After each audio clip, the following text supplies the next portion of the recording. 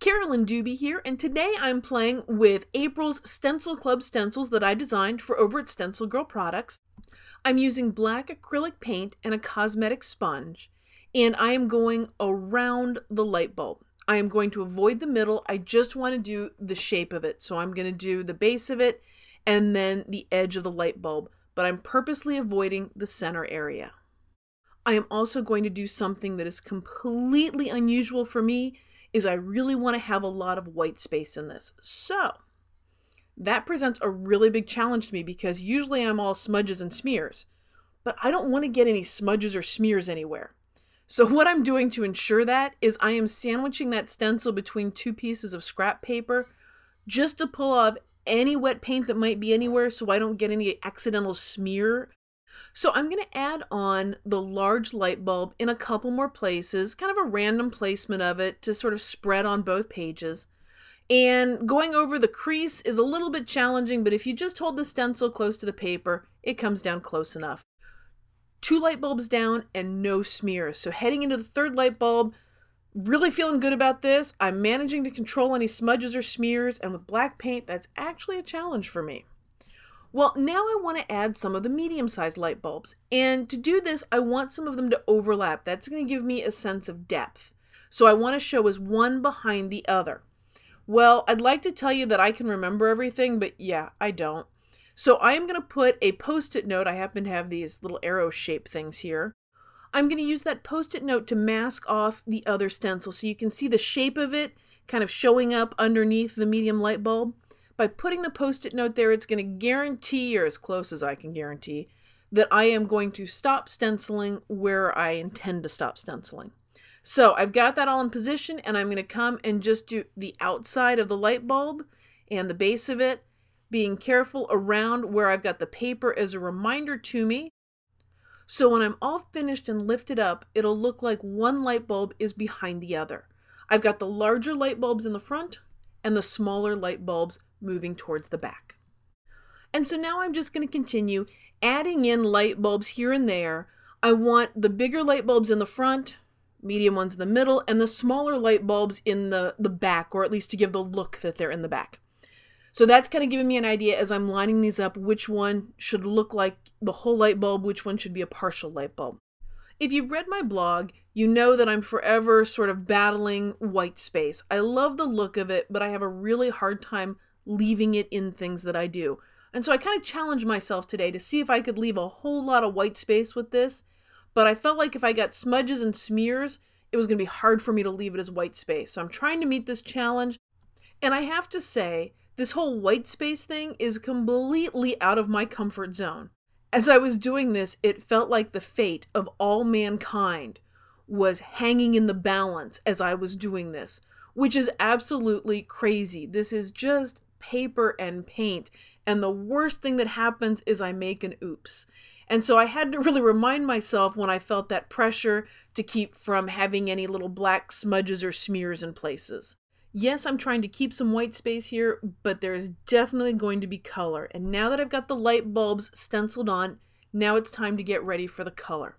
Well, to prep the area inside each light bulb, I have got a white crayon. So I am scribbling and doing sloppy journal writing inside each light bulb. And that'll give me a little bit of a resist that will add just a little something extra to my light bulbs so they don't look quite so flat or just painted. I'm going to take some acrylic paint here, not acrylic paint, that's acrylic ink, and I'm just brushing it on. I chose acrylic ink because it's translucent enough to react with the crayon, but still vibrant because I wanted some really bright color. I want the yellow in the light bulbs to pop against the white. And while I finish coloring these light bulbs in, I'm going to do a little plug here for my newsletter. My monthly newsletter includes a free downloadable spark of Artspiration for you. And when you sign up for my newsletter, there is a free video and PDF, both downloadable, showing you 3 simple ways to thwart the inner critic. Well, I've about got those light bulbs colored in, and now it's time to deal with the electrical cords. I am going to create a little mini stencil that is just the right width for each size light bulb. So that was the large light bulb that I did.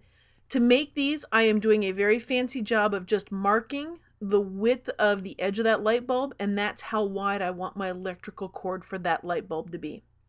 This is because I can't draw a straight line with a paintbrush to save my soul, so I'm creating a really simple straight stencil that I can use to stencil my cords in. So I flipped the journal upside down to make it a little easier for me to get to rather than reaching over it, and to reduce the chance of me smudging and smearing unintentionally. And I am just going to go in and add these cords to all the light bulbs. So all of a sudden, instead of just floating mysteriously in the air, that they are now hanging from the ceiling.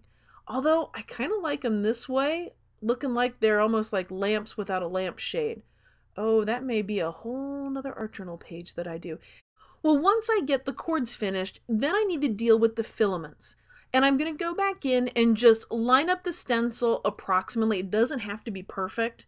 There is no stencil police that's going to come and get me if it's not lined up meticulously, because I'm just doing the filament in the center.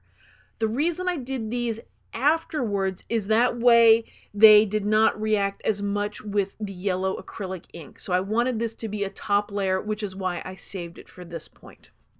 And the last step for this art journal page is going to be adding some text. So I've got this 4x4 alphabet, and I'm going to use a ballpoint pen in it. And it really doesn't matter what kind of pen I use, because this is my top layer. So this happens to be some kind of gel pen from the office supply store, but it's like a ballpoint pen. Any of them will do. And I just colored inside the letter. And it's really hard for you to see, so I'm going to actually zoom in so you can see this a little more closely. So there's my eye that I made. To line this up, what I'm going to do, so you can see the eye, there's the D. I'm going to put it right on top of the eye, basically, and then I'm going to slide it over a little bit. That way it's perfectly lined up. I'm going to trace about the outside of this. I am by no means careful and precise about this. And then I'm going to kind of scribble scratch in the middle of it. And then I'm just going to scratch over those open areas to close up the D. Next letter, by the way, I haven't even told you what word I'm doing. The word I'm doing is idea. And so I've got the D and the E happens to be right next to it. So I've lined the D up, and then I'm going to slide it over until I can see some of it peek out in the E, and then I'm going to slide it the other direction. That way I know that they're near each other and approximately about the right spacing. I'm going to trace around the edge and then scribble scratch inside it. Last letter is the A, and this one is the trickiest of them all. So I'm going to line up the bottom of the A with the bottom of the E, and then I'm just going to gently slide it over. And then come over and trace around the edges and scribble scratch. When I lift up the stencil, I'm going to connect up that center part of the A. Now comes the big feat, the scary thing. The last part is I'm going to add my own handwriting. So I'm going to put the cursive word big right here over idea, and I am going to call this page complete. Thanks for joining me for my play in my art journal today. If you've enjoyed this video, I'd love it if you'd share it with your friends and let everyone join in the fun. Thanks for being a part of this colorful journey.